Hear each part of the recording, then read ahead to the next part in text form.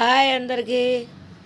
చూడండి, మన ఇంట్లో తిరువాతన్నం ఎప్పుడన్నా తినబుద్ధి అయితే ఎట చేయాలో అనేది విధానము అన్నీ దాంట్లో వేస్తున్నాను. చూడండి, ఎర్రగడ్డ వేగిన తర్వాత ఏం వేయాలి: చెక్క, లవంగాలు, రాతి పువ్వ, మరాఠీ మగ్గ, యాలక బుడ్డలు, కొంచెం జీలకర్ర, కొంచెం వచ్చేసి అది బిర్యానీ ఆకు అన్నీ వేయాలి.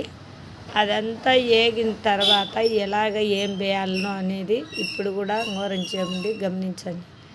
దాంట్లో అవన్నీ వేసాను కదా, మళ్ళా కొంచెం కరివేపాకు, కొత్తిమీర, పుదీనా ఇవన్నీ వేగనిచ్చి అవి కూడా వేయాలి. మళ్ళీ అది ఇప్పుడు వేసింది జీలకర్ర, యాలక బుడ్డలు అన్నీ ఒకేసారి పడతాయి దాంట్లో. ఇప్పుడు పచ్చిమిరపకాయలు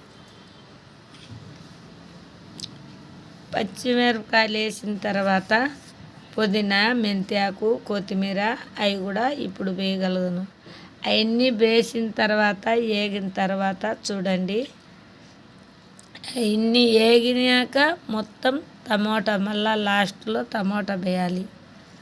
టమోటా అంతా వేగిన తర్వాత మనకు కావాల్సినంత వెసురు బియ్యానికి ఎంత పడుతుంది అని అందాజుతో మనం కొంచెం తగ్గించి ఎసురు వేసుకుంటే అన్నము బాగా పొడి పొడి అవుతుంది.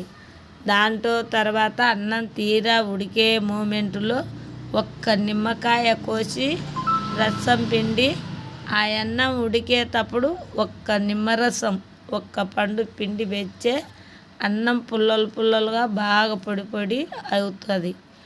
అప్పుడు దాంట్లో లైట్గా కొంచెం టేస్టింగ్ సాల్ట్ ఎక్కువ వేయకూడదు, కొంచెం కురవ వేసినామంటే దాని టేస్టే వేరే రకంగా ఉంటుంది.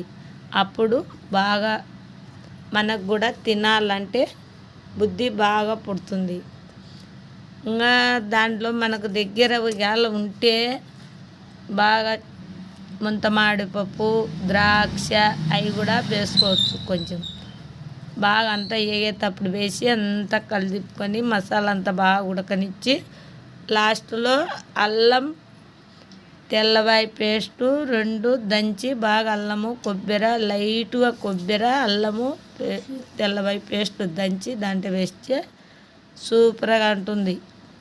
ఈరోజు తిన్నవారు మళ్ళీ కావాలి అనే ఆవేశన వచ్చాది, వాళ్ళైనా చేసుకోగలుగుతారు. చూడండి ఎలా ఉందో. మీకు నచ్చినట్టయితే ఒక చిన్న లైకు, కామెంటు, సబ్స్క్రైబ్ చేసుకోండి. ఆ అన్నం ఉడికే మూమెంట్